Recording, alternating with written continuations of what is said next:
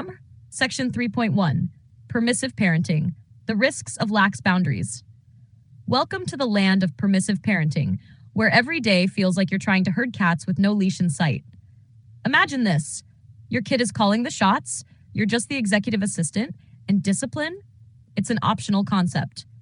If this sounds familiar, welcome to Club Permissive, where the motto is, sure, why not?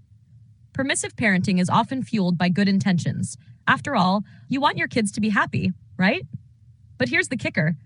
Without some clear boundaries, these little angels turn into professional negotiators, mastering the art of getting their way through tantrums, whining, or guilt trips. It's like raising tiny lawyers, except they're more ruthless and less likely to listen. Now I get it. Conflict is exhausting, and who doesn't want to a meltdown over broccoli or bedtime? So, what do? You give in. It's the classic move.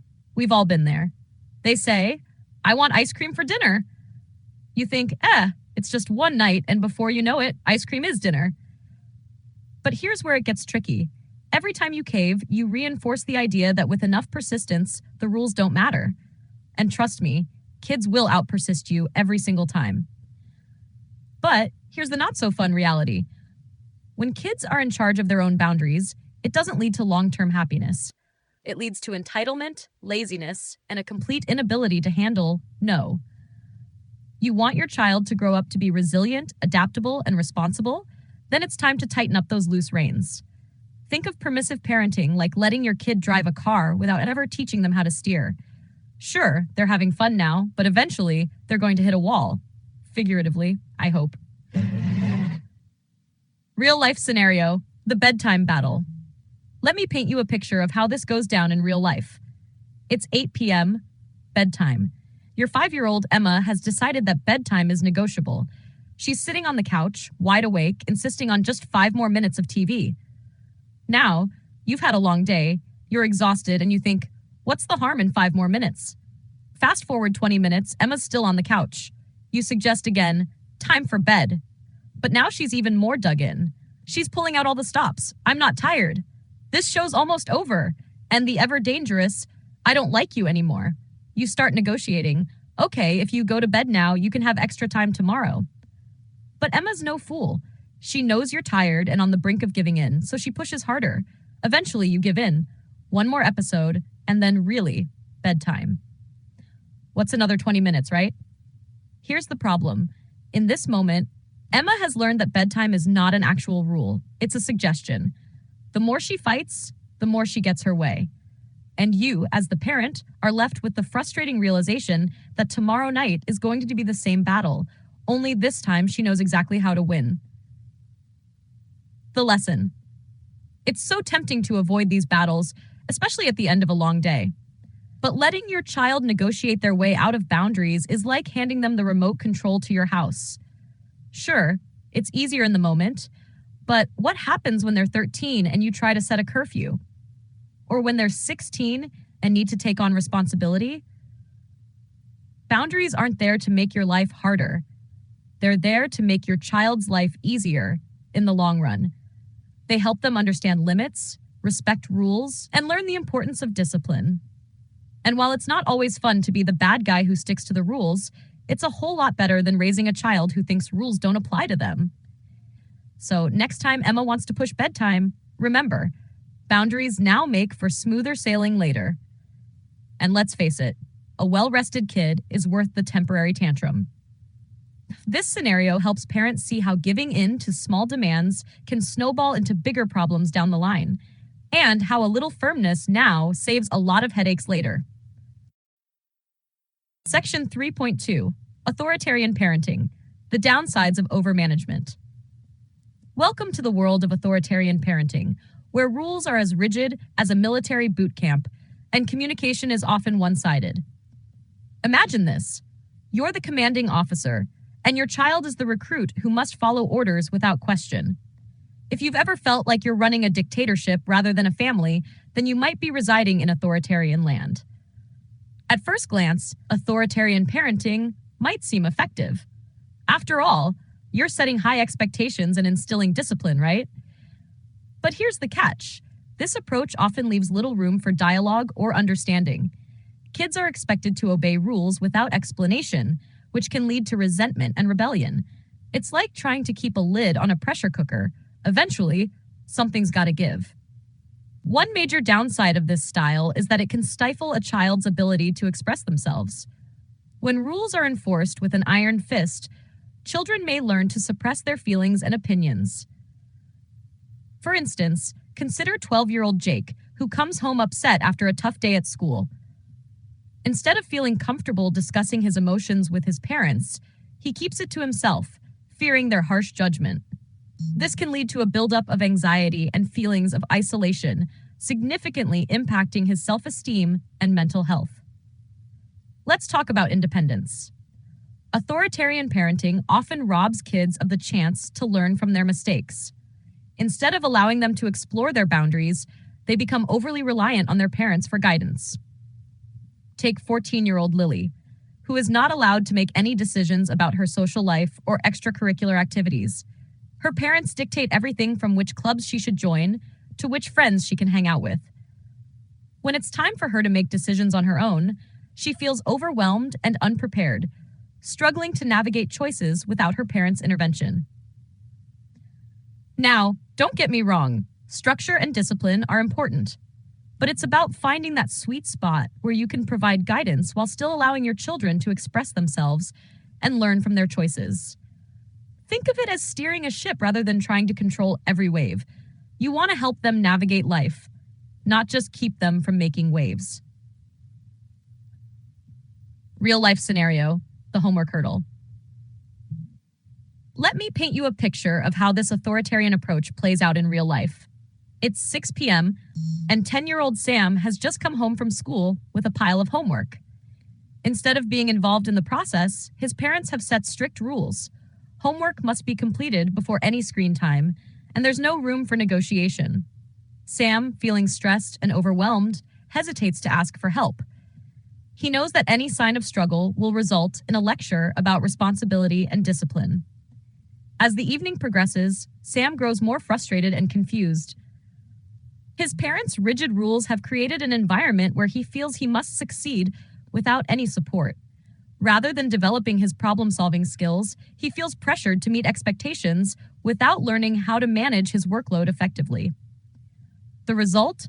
An emotionally drained child who associates learning with anxiety rather than curiosity. The lesson. It's tempting to think that strict rules and high expectations will ensure your child grows into a responsible adult. However, when children are left with no room to express themselves or learn from their mistakes, they may develop resentment toward authority figures and lack the confidence to make decisions independently. Boundaries are essential, but it's crucial to find a balance between discipline and open communication. You want to guide your child while also allowing them to voice their thoughts and feelings. This approach not only helps them feel valued, but also prepares them to face life's challenges with resilience and adaptability. Next time you're tempted to enforce a strict rule without explanation, remember that fostering independence and emotional intelligence is just as important as instilling discipline. It's about raising confident, capable kids who can navigate the world with grace and understanding. So let's work together to shift from an authoritarian approach to one that empowers our children to thrive. Hey there, listeners. If you're enjoying this parenting course and want to take your journey to the next level, don't miss out on our premium parenting course at freecoursesforall.com. This premium package includes ad-free, downloadable audio files, a comprehensive ebook titled The Parenting Playbook, and 10 real-life parenting scenarios with practical strategies on how to handle them. It's a treasure trove of resources designed to make your parenting experience even more rewarding. And that's not all. You can explore all our courses, including Secrets to a Happy Marriage at freecoursesforall.com. That's free courses, the number 4, all.com.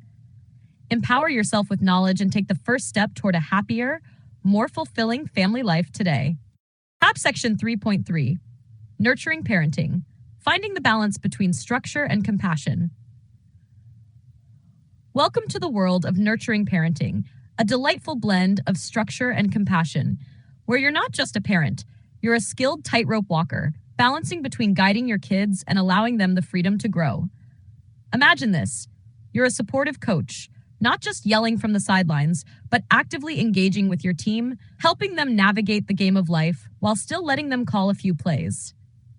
Nurturing parenting is all about understanding that while kids need rules and structure, they also crave love and empathy. Think of it like setting the stage for a play.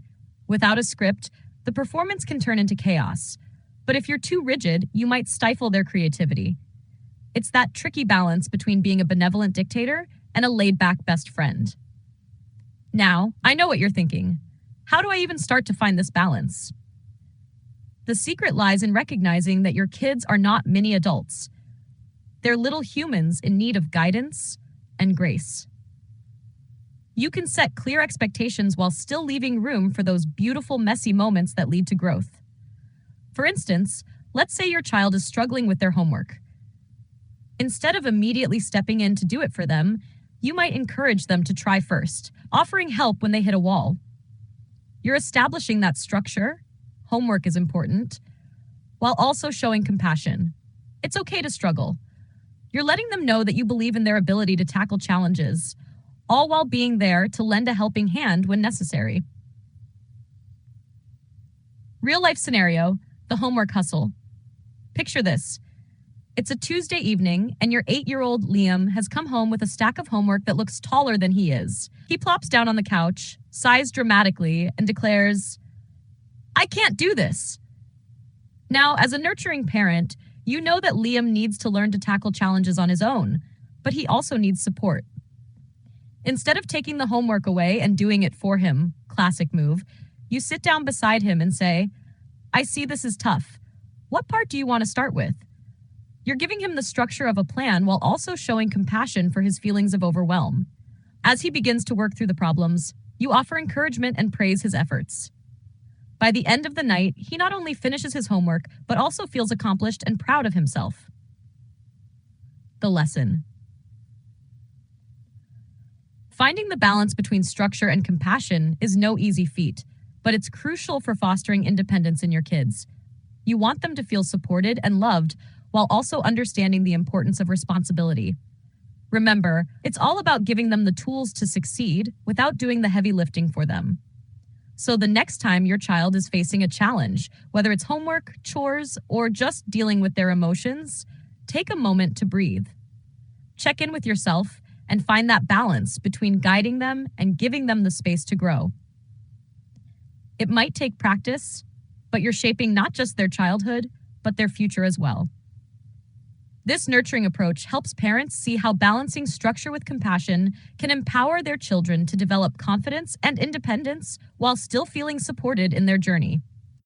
Habers Section 3.4, Understanding Family Climate and How It Shapes Children.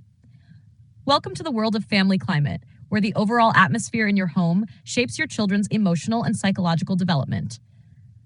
Think of family climate as the air your child breathes within the home.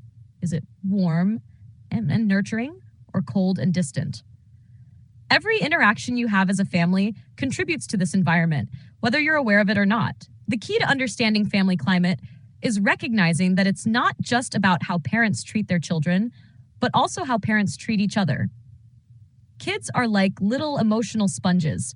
They soak up everything around them, from the way you handle conflict to how much affection is shown in the home. If your family climate is positive, supportive, and full of love, your children are more likely to feel secure and develop healthy emotional habits. On the flip side, if the climate is tense or filled with constant criticism, children may struggle with anxiety, self-esteem issues, or behavioral problems. Now, before you panic and wonder if every argument or stressful moment is permanently damaging your child, take a deep breath. Family climate is shaped over time, not by one-off events.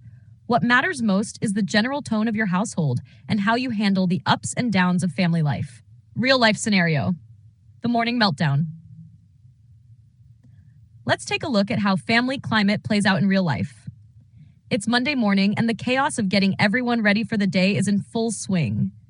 Your 6-year-old Max refuses to put on his shoes while your teenager, Chloe, is sulking at the breakfast table because she didn't get enough sleep. As you try to juggle getting yourself ready for work and handling your kids' moods, you snap. Can everyone just stop complaining for 5 minutes? The tension is thick and the stress is palpable. But here's the thing. How you recover from this moment can make or break the family climate. Instead of letting the frustration hang in the air all day, you can regroup once things calm down.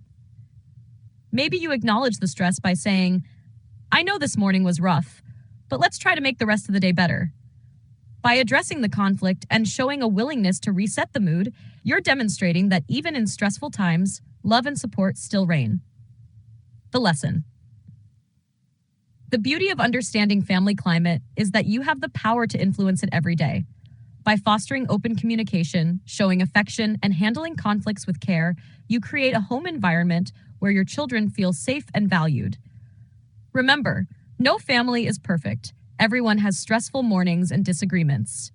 What's important is how you manage those moments and the overall message you're sending about love, respect, and support.